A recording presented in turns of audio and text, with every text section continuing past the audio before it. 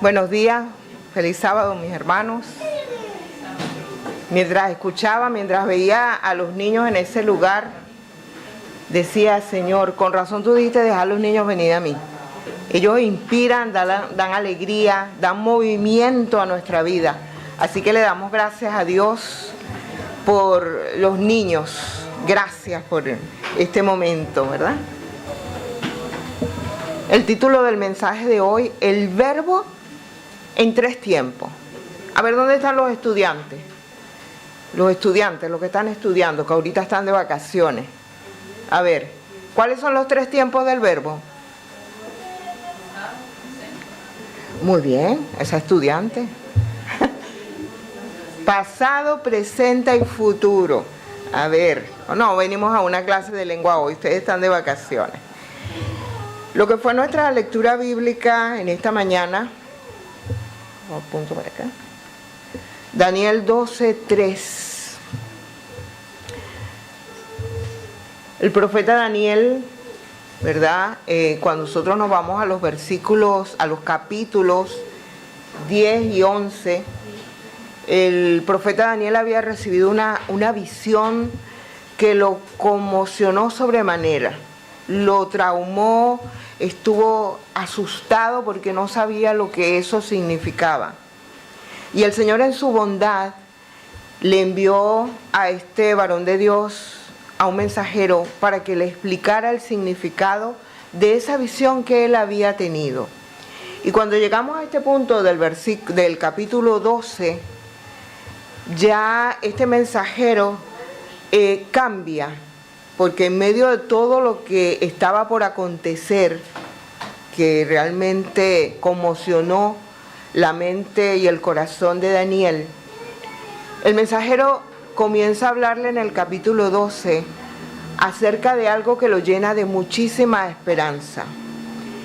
Y aquí este capítulo nos conseguimos con que le habla acerca del tiempo del fin, el tiempo que tú y yo estamos viviendo, porque los acontecimientos que están ocurriendo así lo dicen, el Señor viene ya, amén. Y le dice en el capítulo 12, versículo 3, este mensajero le dice lo que va a ocurrir en el tiempo del fin es lo que tú y yo estamos anhelando, la segunda venida de nuestro buen Dios. Y dice que cuando eso ocurra, habrá 2 grupos. Y quiero referirme a uno de esos 2 grupos que esperamos que tú y yo estemos en ese grupo. Amén. Amén. Y dice que ese grupo, que será el grupo de los salvos, aquí el mensajero le da las características. Dice que serán personas entendidas, dice los entendidos, o sea, los salvos, dice resplandecerán como el resplandor del firmamento. Cuando vemos el firmamento, ¿qué brilla ahí en el firmamento? Cuando vemos un cielo nocturno, a la luna, estrellas, ¿verdad? Y dice, los entendidos, memorícese o estén pendientes de esa palabra, los entendidos que va a pasar, que serán los salvos, van a resplandecer como el resplandor del firmamento. Y los que enseñan la justicia a la multitud, como las estrellas a perpetua eternidad. Hemos estado hablando en la lección de esta semana y en el programa de Escuela Sabática acerca de la eternidad. Y dice que los salvos serán como esas estrellas que brillan, ¿por cuánto tiempo? Por la eternidad. Pero quiero que ahora nos vayamos del Antiguo Testamento y nos vayamos al Nuevo Testamento. Vayamos al capítulo 2, al libro de Filipenses, escrito por el apóstol Pablo, el libro de Filipenses. Para este momento Pablo estaba preso. Sin embargo, Pablo no dejaba de estar pendiente de sus iglesias, y en este caso la iglesia de Filipo, que estaba compuesta principalmente por personas gentiles, personas que habían aceptado el evangelio, que habían conocido a Jesús a través de sus apóstoles y habían aceptado la verdad del evangelio. Y entonces Pablo les habla a ellos a través de la carta y viene dándoles una serie de consejos acerca de cómo debían ellos llevar su vida, cómo debían comportarse. Pero antes de eso, Pablo les hace mucho hincapié a los filipenses acerca de lo que es la salvación. Y hablamos de 3 tiempos. Y la salvación, mis queridos, también se nos las presenta en la Biblia como la salvación en 3 tiempos. Dijimos que los tiempos son pasado, presente y futuro. Y vamos a entender un poco. Dice que la salvación en el pasado tiene que ver con ese sacrificio supremo, que aún, dice la palabra del Señor, aún cuando tú y yo éramos pecadores, ¿qué hizo Cristo? Murió por nosotros, pasado, murió por nosotros para que seamos salvos por Él. Pasado. Ya somos, ¿qué? Salvos gracias al sacrificio que hizo Jesús por ti y por mí. ¿Y si Dios no hubiera morido? Ajá. No tendríamos salvación. Pero gracias a que murió Geray, tú y yo podemos ser salvos. Amén. Ok. También la salvación es presente. El apóstol Pablo, ahí están las palabras del apóstol Pablo, decía, aunque dio muchos consejos a muchas iglesias, él decía, yo no pretendo haberlo alcanzado, pero prosigo al blanco. Y daba el ejemplo que la vida cristiana es como una carrera de aquel que corre, aquel corredor que corre para alcanzar la meta. Prosigue porque al frente tiene la meta. Y dice que como cristianos, nosotros también tenemos por delante una meta. ¿Cuál es la meta? ¿Cuál es la meta? Llegar a la eternidad, gracias a que somos salvos. Pero dice el apóstol Pablo que también la salvación tiene un presente, y ese presente es cuando. Hablábamos en la clase de jóvenes, Nicole, ¿cuándo es? Ya. Es ya, es hoy. Por eso la salvación tiene un presente, y ese presente es lo que nosotros vamos a hablar ahora, que es ese proceso de santificación. ¿Qué es la santificación? Es un proceso progresivo, ¿verdad? Por eso, en Primera de Tesalonicenses 4:3, si alguien lo puede leer, no, vamos a ver qué nos dice Primera de Tesalonicenses 4:3.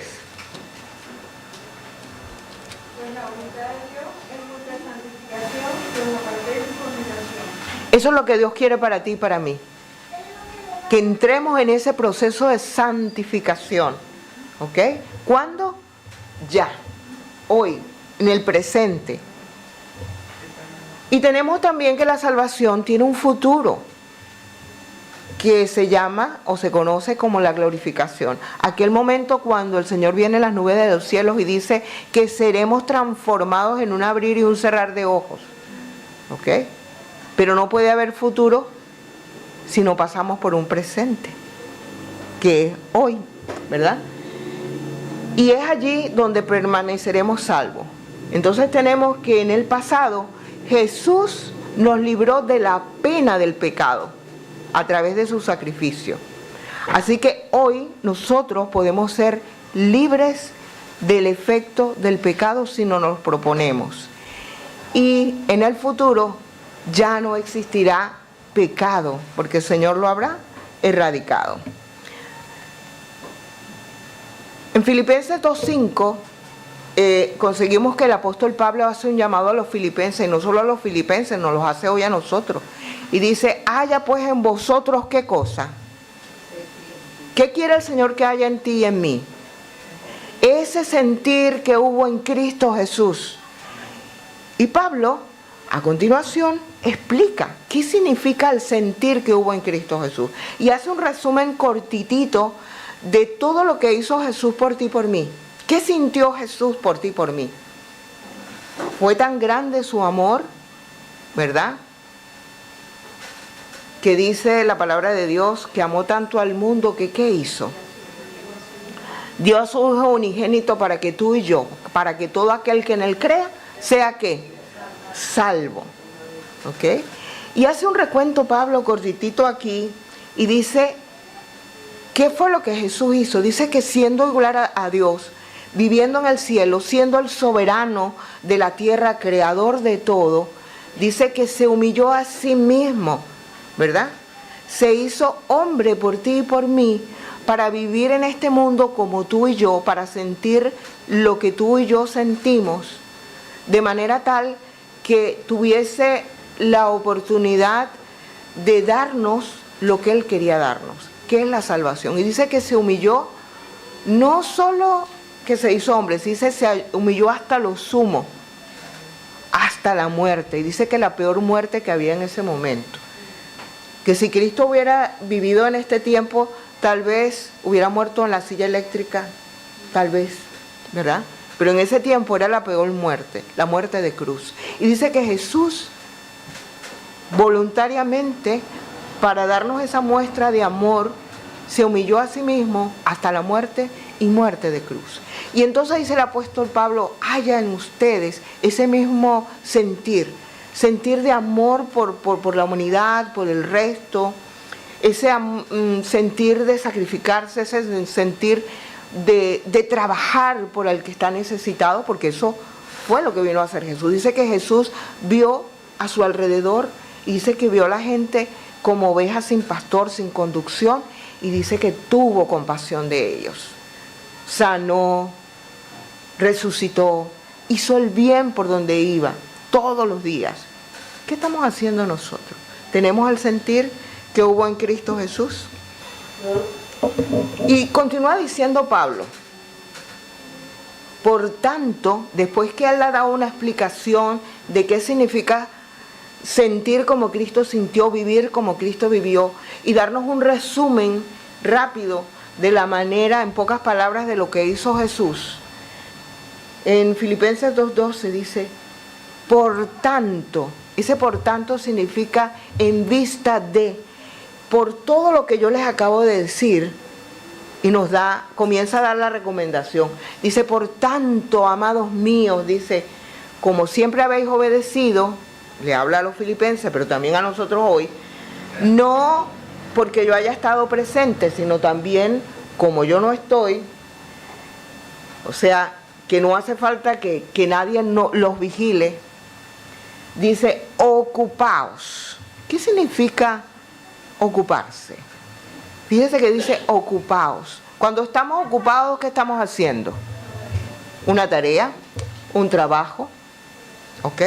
Dice el apóstol entonces, ocupaos. Ocupaos viene del griego katergazomai y significa esforzarse. Indica un trabajo continuo, mantenerse en la tarea, encargarse de un asunto, implica un trabajo activo. Eso es ocuparse. Es lo contrario a estar desocupado, sin hacer nada. ¿Cómo estás? Desocupado. ¿Estás ocupado? Sí, muy ocupado. ¿Ok? Entonces el apóstol Pablo nos está invitando a que nosotros tengamos una ocupación, que nos ocupemos en algo. ¿Ok? Vamos a ver en qué. Dice, ¿en qué me voy a ocupar? En vuestra salvación. Aquí es significativo que el apóstol nos dice, ocúpense en la salvación. ¿Y por qué el apóstol nos dice, ocúpense en la salvación? ¿Por qué creen ustedes? ¿Por qué? Es personal, es individual, porque la salvación ya es nuestra, mis queridos. Recuerdan, en el pasado Jesús se sacrificó por ti y por mí y nos dio la oportunidad de la salvación. Pero el apóstol Pablo dice que esa salvación ahora es tuya, es mía. Por eso dice en vuestra salvación, no dice en la salvación, porque ya la salvación la tenemos. Lo que tengo es que ocuparme porque ahora la salvación es mía y yo tengo que ocuparme. Y entonces dice cómo, con temor y temblor. Tal vez cuando escuchamos estas palabras temor y temblor, aquí el apóstol Pablo no significa a vivir con miedo constante, aterrado, que me va a caer un rayo del cielo porque si no hago esto Dios me va a castigar. No. Cuando habla de temor y temblor, yo quiero que nos vayamos al Salmo 2:11. El Salmo 2:11 nos dice lo que significa esto. Como dice el Salmo 2:11. Servid a Jehová con temor y alegraos por temor. O sea que es un servicio que prestamos a Dios, pero aquí habla con alegría. Es algo que vamos a hacer. Esto implica reverencia, entender que lo que estamos viviendo y lo que estamos haciendo es para Dios. Y que no podemos vivir la vida de cualquier manera, como se nos antoje. Porque si la vivimos para Dios, porque estoy ocupándome de algo que es importante. Es mi salvación, que ya es mía. Así que el Señor te pide a ti y a mí que lo hagamos con temor y temblor, con reverencia, dándole la importancia que eso representa. Que no lo dejemos para mañana y digamos, no, hoy no. Yo soy joven, hablando de los jóvenes. Déjame vivir mi vida primero. Creo que el pastor nos hablaba la semana pasada de esto, ¿verdad? De personas que suelen decir, no, yo me hago cristiano después. Quiero aprovechar la vida. Y yo les mencionaba a los muchachos, ¿qué es lo que tiene? ¿Qué es lo que tiene esta vida para ofrecer? ¿Verdad? Pues podríamos decir que nada, ¿verdad? Entonces, con temor y temblor. Y vuestra. Eso significa que tú estás en posesión de la salvación, te pertenece, se te ha dado, se te ha otorgado. ¿Ok? Quiero que veamos, es muy importante que cuando leamos la Biblia, ahorita hay varias versiones y es bueno que estudiemos varias traducciones porque esto nos amplía el conocimiento. En la traducción, esta es la traducción actual, dice, por eso, hablando del mismo versículo, con respeto y devoción a Dios, ¿ven cómo dice? ¿Cómo traduce esto el temor y temblor? ¿Cómo debe ser? Con respeto y devoción a Dios, dice, dedíquense, ocupaos, dedíquense. ¿Dedíquense qué? A entender. Los entendidos, decía Daniel, los salvos serán entendidos. ¿Ven la relación? Entonces aquí nos invita a dedicarnos a qué? A entender lo que significa ser salvado por Dios. Tú y yo tenemos la oportunidad de entenderlo a través de su palabra. Entender qué significa ser salvo. La otra versión, la nueva versión internacional dice, lleven a cabo, ocupaos, lleven a cabo, hagan algo, lleven a cabo su salvación con temor y temblor. ¿Ven que nuevamente dice su salvación? No es la salvación. O sea que nos compete a nosotros llevar a cabo mi salvación, ya la tengo, pero yo tengo que llevarla a cabo. ¿Cómo? Y me gusta esta nueva traducción viviente, me gustó mucho esa, dice, esfuércense. Esfuércense, ¿por qué? Dice, por demostrar los resultados. ¿Ven cómo esto es más claro? Yo tengo que demostrar que realmente yo entiendo la salvación. ¿Cómo tú demuestras algo? ¿Hablando? ¿Diciéndolo? ¿Viviéndolo? ¿Haciéndolo? Con evidencia, que sea algo palpable, que se vea. Entonces dice, esfuércense por demostrar los resultados de su salvación. ¿Cómo? Dice, obedeciendo a Dios. Si yo obedezco a Dios, yo hago lo que dice en su palabra, mi vida, que anteriormente era desordenada, vacía, sin rumbo, ahora tiene que demostrar algo diferente. Tiene que ser una vida enrumbada, debe haber un cambio en mi vida, en mis hábitos de vida, en mi familia, en mis hijos, en mi manera de comportarme. Vamos agarrando el hilo, ¿no? ¿Ah? Despojándonos del yo, de eso vamos a hablar adelante, gracias Yoli.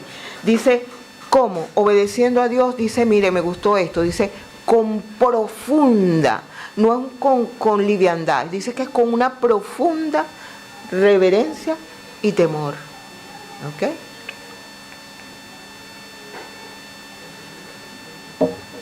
Y dice aquí, continuando con los consejos del apóstol Pablo, en el versículo 13, dice, ¿por qué? ¿Por qué yo voy a ocuparme en mi salvación? ¿Por qué yo voy a vivir una vida totalmente diferente?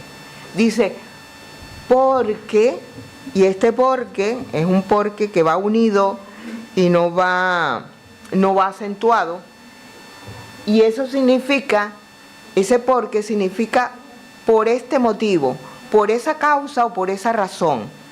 Dice, Dios, o sea, porque yo me estoy ocupando en mi salvación, porque yo estoy viviendo los resultados de ser obediente a Dios, entonces por esa razón, fíjense, porque yo estoy actuando primero, yo me estoy ocupando, yo estoy haciendo lo que debo hacer, entonces por este motivo, por esta razón, entonces ¿qué hace Dios? ¿Qué hace Dios? Cuando yo decido ocuparme en la salvación, en mi salvación, ¿qué hace Dios? Dice, es el que hace en vosotros, produce así el querer como el hacer por su buena voluntad. El querer y el hacer. ¿Qué es el querer?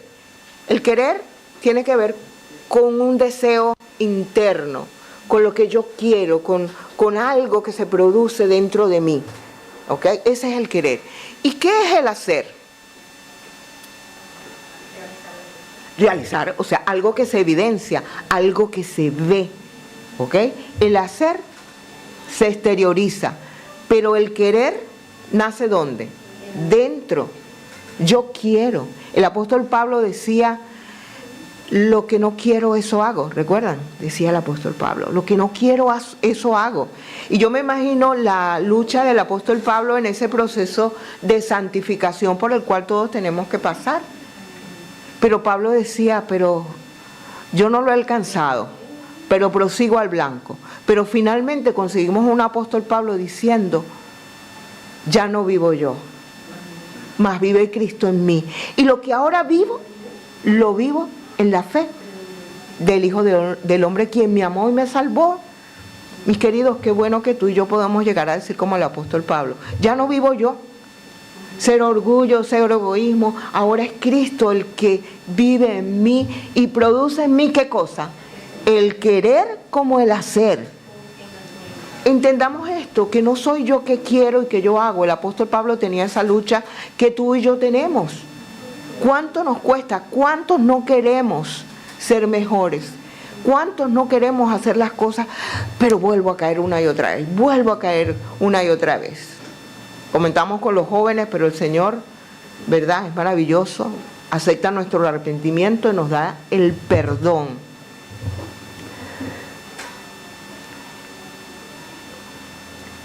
Hay dos para corroborar esto. Dice en el libro La Oración, sin el esfuerzo humano resulta vano el esfuerzo divino. O sea, que quiere decir que si yo no me pongo en acción, ¿puede algo hacer Dios por mí? Jamás. Porque Dios no nos forza, Dios no nos obliga. Yo tengo que tener la primera intención. Entonces, sin el esfuerzo humano resulta vano el esfuerzo divino. El Señor coopera con los que con cuidado y oración labran su propia salvación. Interesante, ¿no? El Señor no puede. Dice el Señor, va a cooperar contigo y conmigo solo sí, tú y yo decimos, Señor, quiero cambiar. Toma mi vida, transforma mi vida, ayúdame. ¿Y cómo? Un día a la vez. Un día a la vez. Patriarcas y Profetas dice que el secreto del éxito, ¿cuántos no queremos tener éxito? Y yo no me refiero al éxito en la vida secular, que claro, todos queremos alcanzarla. Y el Señor en su palabra dice, amado mío, yo quiero que tú seas prosperado en todo. El Señor quiere tu prosperidad en este mundo, pero principalmente en el reino de Él. Y dice, el secreto del éxito estriba en la unión del poder divino con el esfuerzo humano. Hay una unión, ¿verdad? Un equipo. Dice que era un frío día de enero y camino al aeropuerto, los tripulantes habían discutido acerca de las condiciones meteorológicas y habían expresado su preocupación.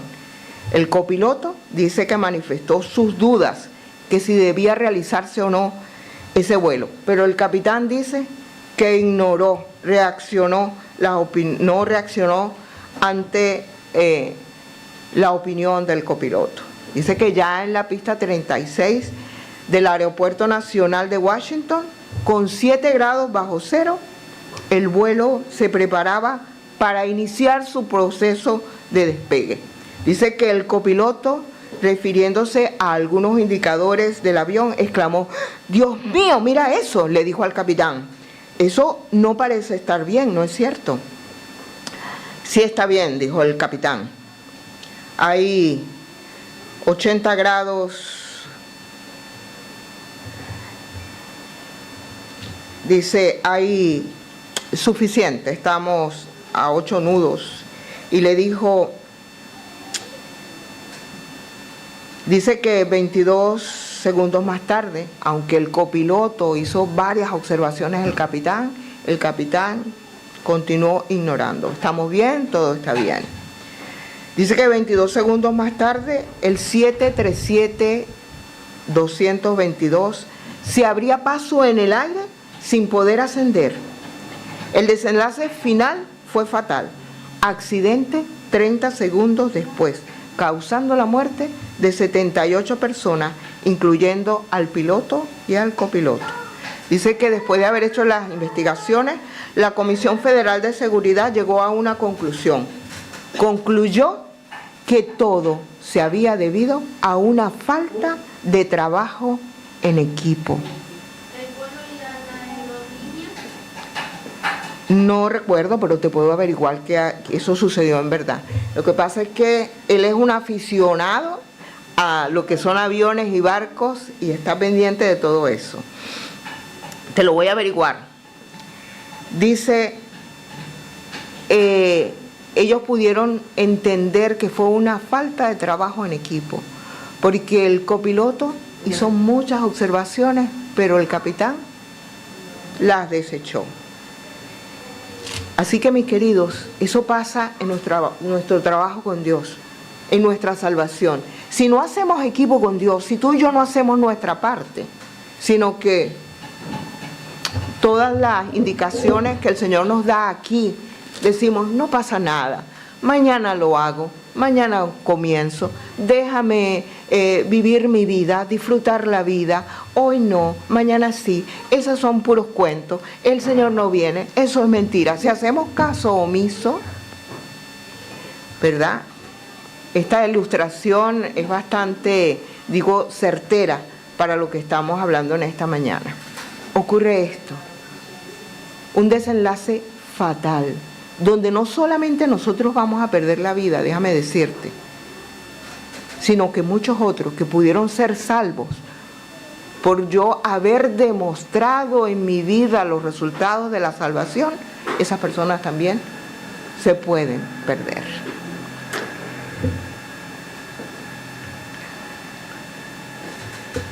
Y en el versículo 14 dice aquí el apóstol, después que da todas estas recomendaciones, él concluye y dice, haced todo. ¿Qué es todo? ¿Qué es todo? ¿Qué significa la palabra todo? Todo es todo. Todo tiene que ver con todo lo que tiene que ver con tu vida y con mi vida. ¿Qué hago? ¿Dónde me desenvuelvo? ¿Con quién ando? ¿Cómo dirijo mi vida? ¿Cómo dirijo mi familia? ¿Cómo me relaciono con los demás? ¿Cómo estoy en el trabajo? Todo. Dice, haced todo, ¿sin qué? Sin murmuraciones ni contiendas. La hermana Yoliria hablaba del orgullo, ¿no? Ahorita decía el orgullo. Muchas veces el orgullo que hay entre nosotros nos lleva a crear contiendas. Qué triste es, ¿verdad? En un hogar que por cosas muy pequeñas, insignificantes, a veces se crean montañas de conflictos y dificultades. Qué triste que nosotros como cristianos en nuestros trabajos, en vez de ser pacificadores, como el Señor nos llama a ser pacificadores, seamos precisamente nosotros creadores de conflictos en nuestro trabajo. Qué triste que en una iglesia que es llamada por el Señor también a dar ejemplo, porque el Señor Jesús dice, en esto conocerán que sois mis discípulos por el amor que se manifiesta entre ustedes. Y qué triste que en nuestras iglesias haya contiendas entre hermanos. Porque aquel me amó, porque él me habló, porque aquel me dijo, porque yo me metí, porque... Querido, yo quiero decirte en esta mañana, si quieres trabajar en tu salvación, comienza a dejar de ser creador de conflictos, de contiendas. El Señor quiere que todos nos aboquemos a una misión. Lo que se hace en la iglesia se hace para el Señor. Si no, es mejor, y me disculpan, nos quedamos sentaditos sin hacer nada. Es mejor no estorbar. Si no vas a trabajar, es mejor no estorbar. Y a veces estorbamos porque murmuramos, porque creamos conflictos. El Señor no quiere eso. El Señor quiere que hagamos todo sin murmuraciones y sin conflictos. A veces es triste que hacemos algo para el Señor y decimos, no, yo estoy trabajando para el Señor, pero si yo no lo hago, nadie lo hace. Autosuficiencia. Y nadie lo hace como yo. Menos mal que yo lo hice, decimos. O sea, a veces lo decimos, yo lo he dicho. Pero eso no es lo que quiere el Señor. El Señor quiere que si yo voy a trabajar por Él, lo haga. Nadie tiene más que Dios. Dice que el Señor que ve en secreto nos recompensará en público. Tienes un don, llámese el don que sea, ¿verdad? Tienes el don del servicio. Aquí tenemos hermanos maravillosos que tienen el don de servicio. Yo le doy gracias a mi Dios porque tenemos aquí un grupo de hermanos. Pero especial es mi afecto al hermano Antonio. Antonio está dispuesto siempre a servir. Con su viejo cacharrito que todavía anda, ese es el don del servicio, se hace para el Señor. Y el Señor no abusa de nosotros. El Señor nos da y le servimos al Señor con lo que tenemos. Que consideramos que es poco, como la viuda, pero le damos al Señor lo que tenemos. Y qué maravilloso que tú y yo con lo que tenemos sirvamos al Señor. Y que nada ni nadie nos lo impida. Porque estamos trabajando como para tu salvación. Deja de murmurar, deja de crear conflictos, únete al trabajo en favor del Señor y estarás trabajando en favor de tu salvación. Y da la razón, dice, si yo me preocupo y si yo hago todo, vean la secuencia, si yo hago todo sin murmuración, lo hago para el Señor, con un corazón libre de orgullo, libre de autosuficiencia, lo hago porque yo sé que es para el Señor. Dice que nos hará como irreprensibles y sencillos hijos de Dios, sin mancha en medio de una generación como maligna y perversa. Sí, tenemos que vivir en esta generación, no hay otra. Este es el único mundo que tenemos para vivir. Pero no dejamos de reconocer que hay una generación maligna y perversa. Cuando veíamos las noticias de lo que sucedió en Venezuela, era triste ver que en medio de los derrumbes y las cosas derrumbadas, había gente que se aprovechaba para sacar algunas pertenencias y algunas cosas y llevárselas. Estaban saqueando los negocios que se habían derrumbado. Es triste ver esa actitud. Así es la generación que vivimos. El Señor dice en su palabra que para estos últimos tiempos habrá hombres amadores de sí mismos más que de Dios. Y yo veía, yo decía, es realidad. O sea, no le importaba en medio de esos escombros lo que buscaban. Algunos buscaban pertenencias que pudieran llevarse. Y tal vez debajo de esos escombros había una persona con vida que podían haberla rescatado. Pero eso es la generación en la que nos toca vivir. Pero el Señor quiere que tú y yo le doy gracias al Señor porque en nuestra iglesia tenemos una organización como Ejadra. Allá en Venezuela tenemos el grupo Guimay, que es un grupo de rescate. Allá están trabajando esos muchachos y esos jóvenes. Mi esposo estuvo en ese grupo, ¿verdad? Ahí están trabajando. Tenemos Adra en todas partes del mundo. Aquí vimos en los anuncios que se va a recolectar. Tenemos oportunidad de hacer algo.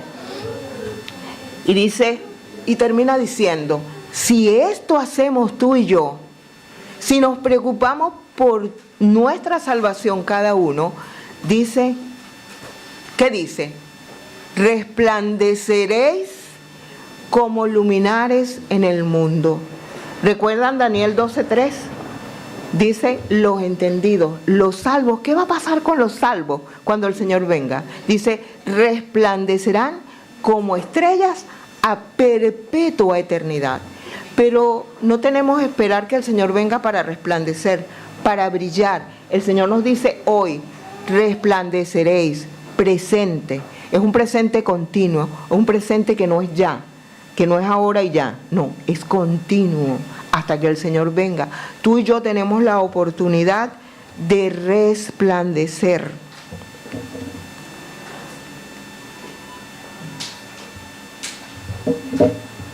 Resplandeceréis, dice Filipenses, como luminares en el mundo. ¿Cuándo? ¿Cuándo será? Hoy, es el día de hoy. Si yo no resplandecí hoy, si yo no demostré que quiero ser salvo, si yo no demostré mi compasión por los demás, ya el día de hoy se pasa, se perdió.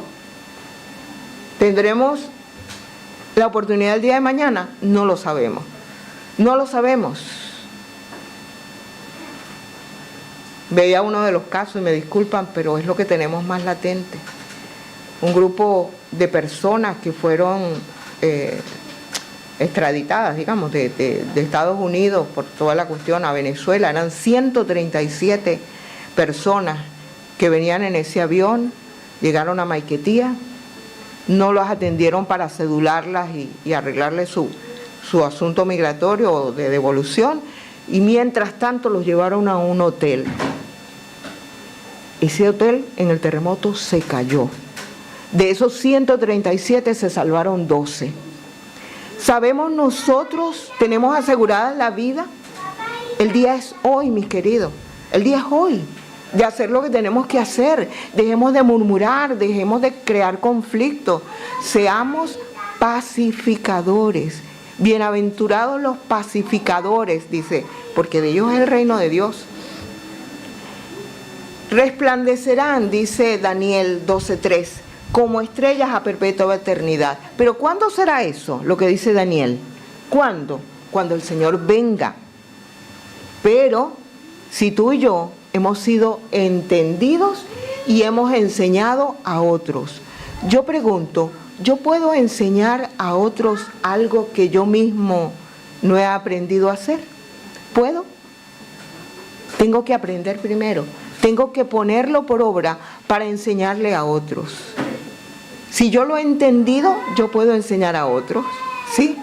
Necesitamos entender este asunto de la salvación para poder enseñar a otros. Quiero contarles una parábola. Resulta que cierta persona adquirió por herencia un terreno. Cuando fue a ese terreno estaba lleno de zarzas, Orlando, estaba enmontado, no se veía nada, había un estanque y ese estanque estaba lleno de cualquier alimaña, mosquitos, el agua estaba putrefacta, estaba terrible. Y dijo, buena herencia que tengo. Se sentía desanimado, ¿qué iba a hacer con aquello? Pero un amigo le dijo, no te preocupes, vete tranquilo que yo me encargo de todo. Pero ¿y cuánto me va a salir eso? No te preocupes, yo corro con todos los gastos. Dice que al pasar el tiempo, cuando él fue a ver ese terreno, parecía otro. Habían bellas flores sembradas, no había maleza, los árboles frutales resplandecían y se veían cargados de frutas. Y aquel estanque putrefacto ahora era una hermosa fuente de agua. Aquel hombre quedó encantado con ese nuevo lugar. Y dice la parábola que ese hombre todos los días se maravillaba y se paseaba en ese hermoso lugar que ese amigo, tan buen amigo, le había concedido.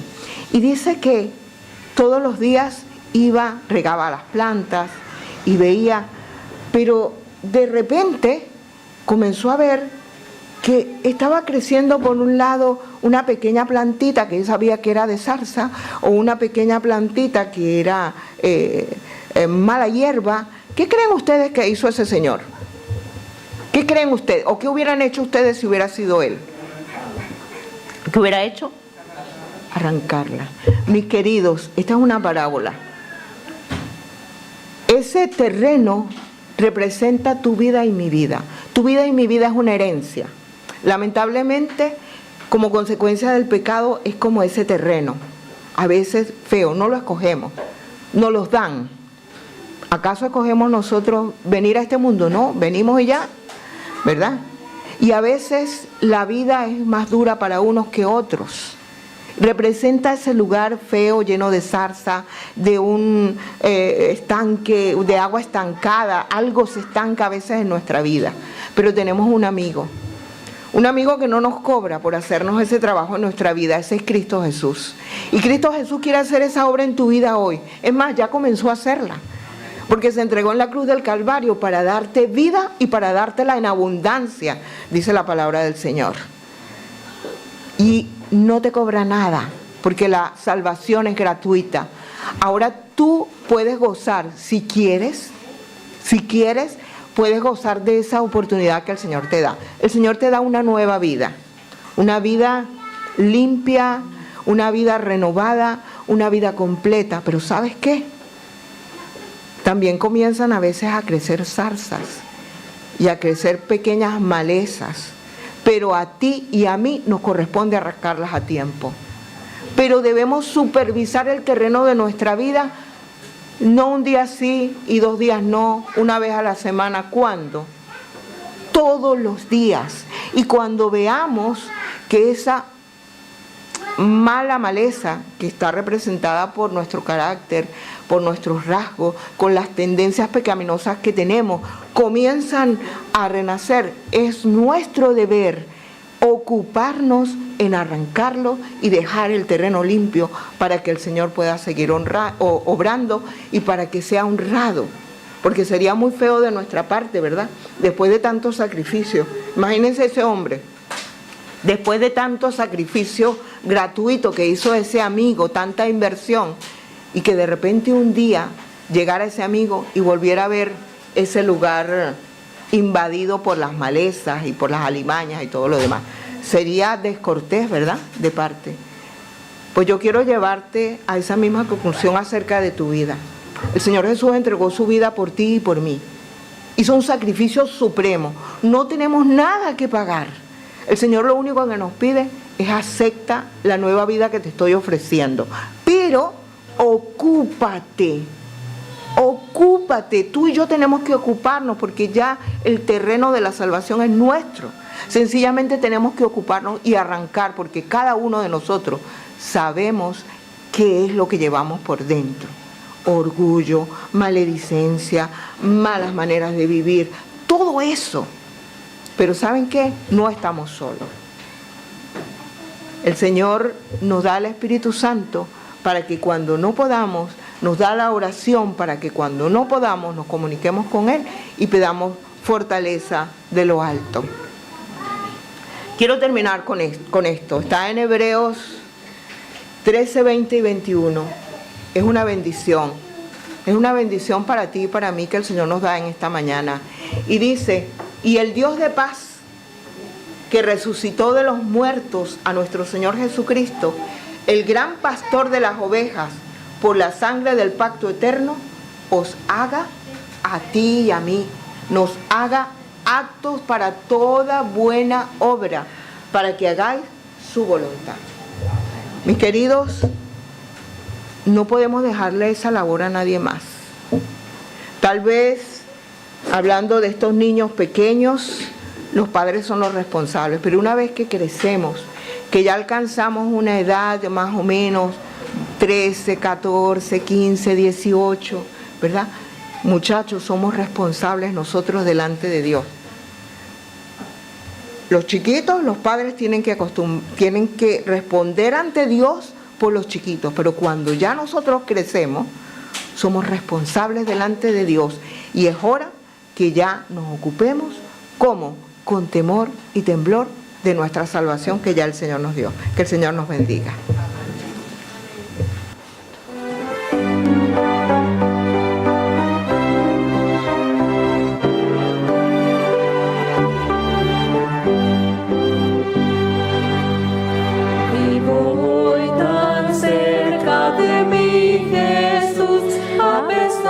Del mundo y su maldad, hasta el punto que en mí se pueda ver un reflejo de su luz. Puede el mundo ver a Jesús en mí, puede el mundo ver a Jesús en mí. Me comporto como Él, sus pisadas sigo aquí.